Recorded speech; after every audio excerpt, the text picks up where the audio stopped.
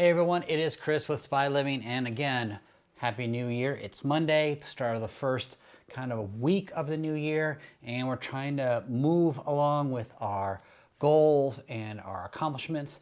And one of the things I was looking at yesterday, I was running through Facebook just seeing if any of my friends or family had anything to say, and I came upon a post from a distant relative of mine that's never been very good with money, and I saw they were doing this thing where you take 100 envelopes and you number from 1 to 100, and you each draw 2 of these a week or 1 of these a week, and that's how much money you put into the envelope. And it's supposed to be a way of saving money. And I just kept looking at this going, it's just not going to work. This is too darn complicated. There's too many failure points.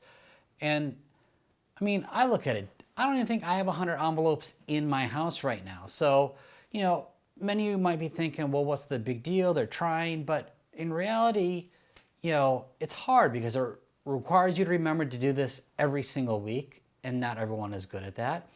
It requires you to have cash. I don't keep a whole lot of cash on me. I do everything on my credit card because, we go ahead and get the points. You still have to deposit in the bank.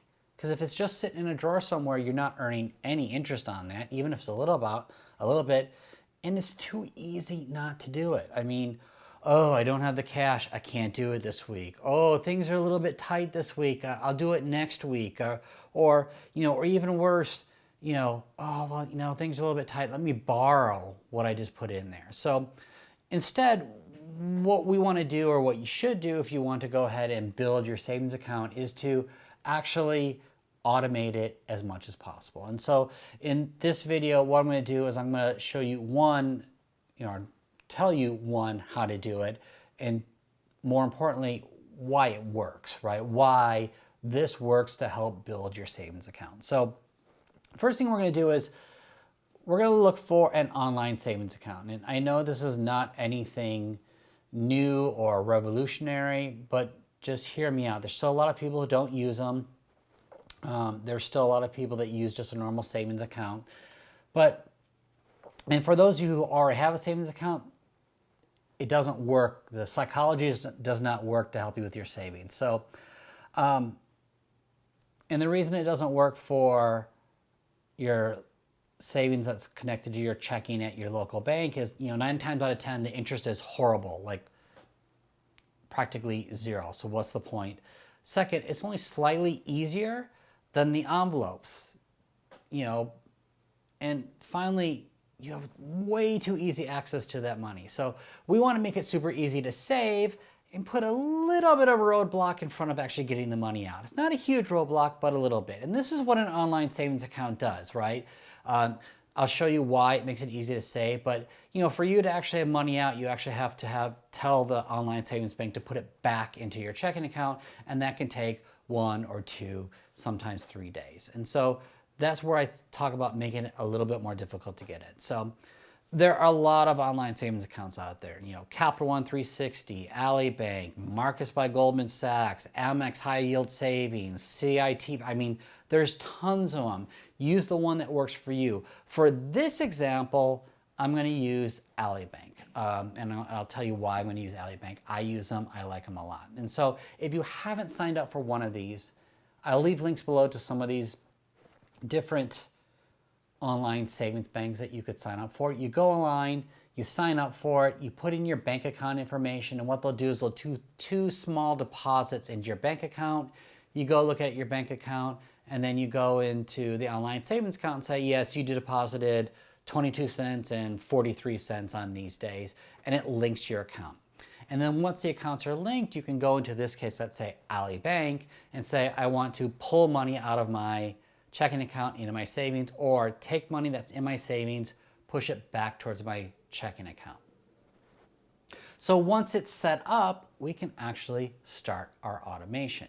And the easiest automation out of all of them is, to do recurring withdrawals out of your checking account.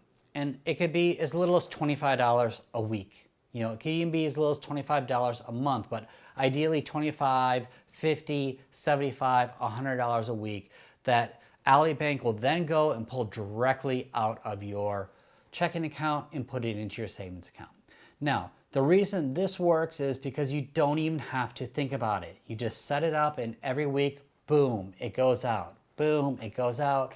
Boom, it goes out. You don't have to think about it. You don't have to go in and do it. You don't have to stop at the bank and deposit it. It just goes in.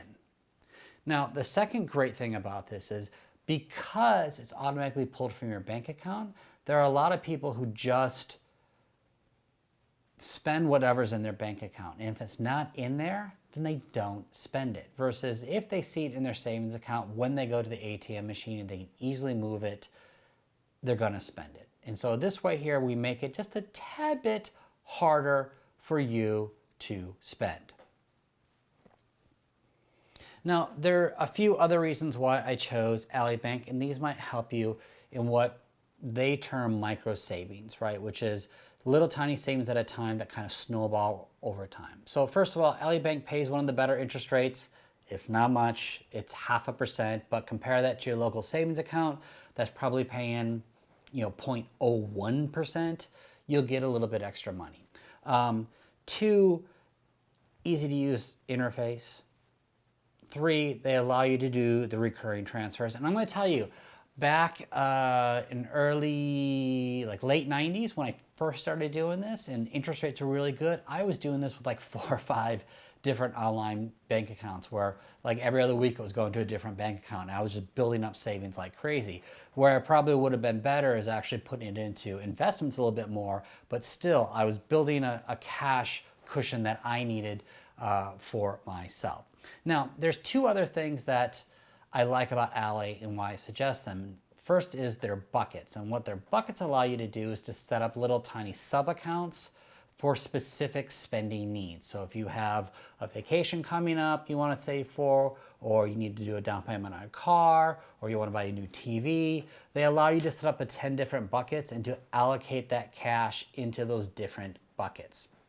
So that's a great way of goal setting and saving for specific needs.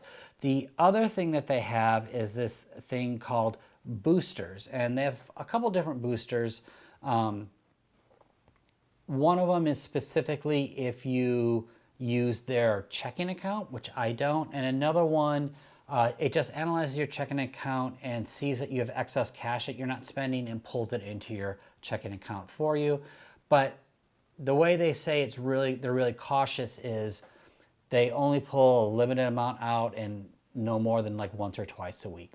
And then the other booster they have is what's called a roundup feature. So if you're using their checking account, which I haven't looked at it, but I'm sure it's pretty good considering the fact that it's Ally, what it allows you to do is they'll see that you made a payment towards your electricity for $59.85. And what they'll do is they'll round up that and they'll round up a bunch of others, and every $5 a roundup, they'll put that into your savings account.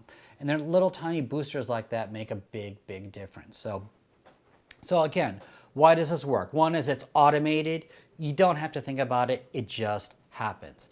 It's the idea of missed money, right? If it's not in your checking account for you to spend, you're just not going to spend it. Automatically earning interest, unlike the envelope method where you actually have to take it to the bank and still deposit it. You don't have to worry about that.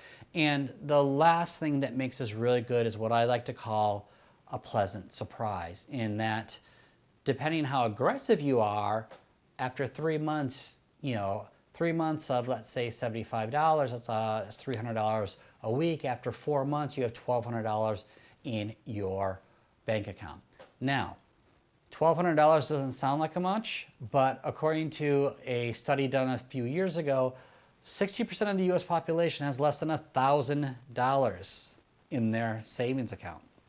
So you would be better off than 60% of the population with that $1,200. And I'm going to tell you right now, once you start seeing that, it motivates you a little bit more. But the key thing here is automation. So tell me, let me know, what do you think? Do you automate your savings accounts? Do you not automate your savings accounts? Do you use a different method? And 2, what accounts do you use? Again, I've used Ally Bank. I've used a bunch of them. Ally Bank's one of my favorite ones. I started using Capital One 360 when it was ING Direct back in the day. But leave a few links down below if you want, and let me know what you think. And hopefully this will help you get started on your savings goal and putting money away for a rainy day. So thanks again for watching. I'll see you in the next video, and bye for now.